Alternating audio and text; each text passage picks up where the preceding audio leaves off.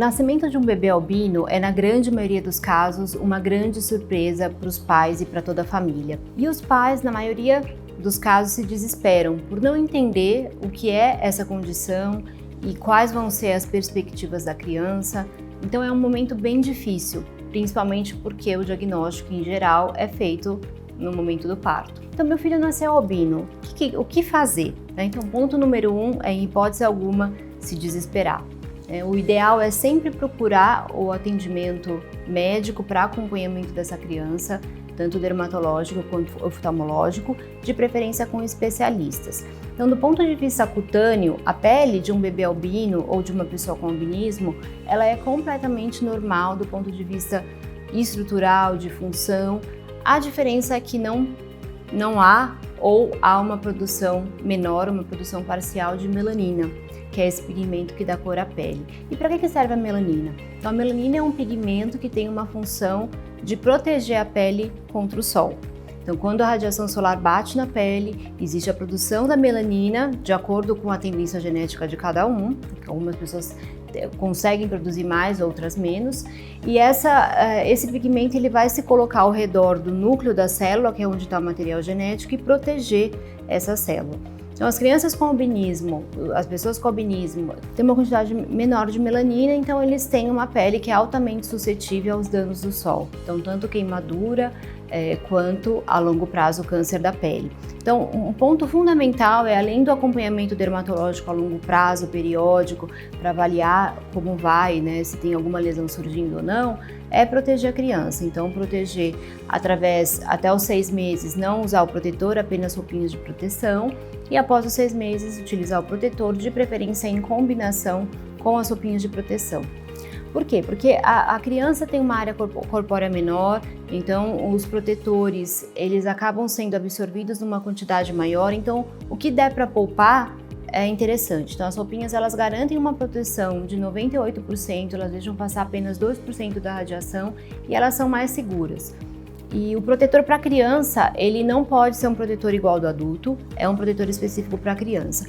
Por quê? Porque o protetor de criança ele tem substâncias que são mais seguras, que são moléculas maiores, que penetram menos. No geral são filtros inorgânicos, filtros físicos, que têm essas moléculas maiores, então tem menos risco de ter absorção, menos risco de causar irritação ou um processo alérgico a longo prazo. Independente da utilização de protetor, da utilização de roupinha com proteção, é fundamental evitar a exposição da criança ao sol diretamente, principalmente nos horários críticos, ou seja, das 10 da manhã às 3 da tarde.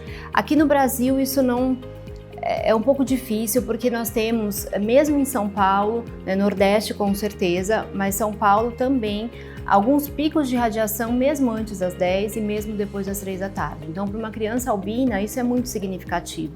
Então, essas pequenas exposições nesses horários podem causar queimaduras, bolhas e queimaduras, e as queimaduras são fatores de risco para o aparecimento do câncer a longo prazo. Então é fundamental que os pais, não que a criança não possa brincar, não possa ir à praia, mas esses horários têm que ser evitados. Então é uma pele completamente desprotegida vivendo em um país tropical. Então, é fundamental que essa proteção seja feita. Os cuidados oftalmológicos também são importantes, então no albinismo existem algumas substâncias que deveriam ser produzidas para a conformação, para a estrutura e função dos olhos.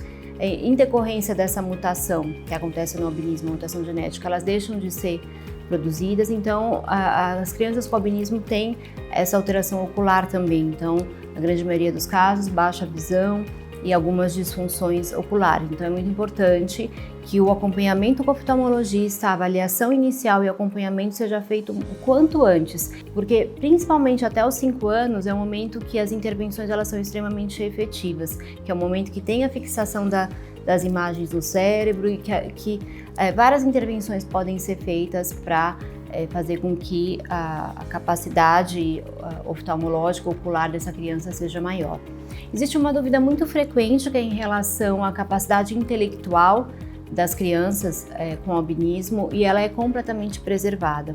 As crianças têm sim dificuldade visual, mas se o estímulo correto for feito, se o acompanhamento for feito, educacional for feito adequadamente, elas têm toda a chance de ter uma vida completamente normal. Inclusive, existem trabalhos mostrando que as crianças com albinismo, da forma não sindrômica, têm o QI acima da média. Então, tem alguma forma de compensação em que eles têm uma inteligência muito alta. O estímulo e os artifícios de aprendizado, ele não só são necessários e fazem a criança se desenvolver normalmente, como tornam possível que talvez essa criança se destaque, né? Porque ela tem uma inteligência acima da média. Então é muito importante que essas orientações elas sejam assimiladas, essas orientações sejam seguidas, porque a criança ela tem toda a chance de se desenvolver do ponto de vista intelectual. Do ponto de vista oftalmológico, existem limitações sim, mas existem formas de adaptar. Então pode ter uma baixa visão, mas alguns mecanismos que podem ser utilizados para essa criança se adaptar no meio.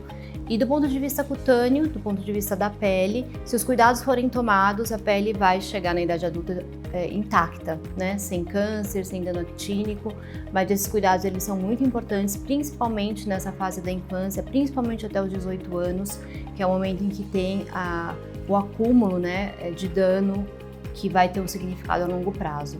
Então sim, a responsabilidade dos pais, enquanto a criança não tem capacidade de discernir, e depois a criança, ao longo do tempo, é muito comum nos meus pacientes que as crianças mesmo já vão aprendendo que tem que passar e sempre passar isso de uma forma lúdica, de uma forma agradável, porque eles mesmos já vão adaptando essa situação e vivem muito bem assim.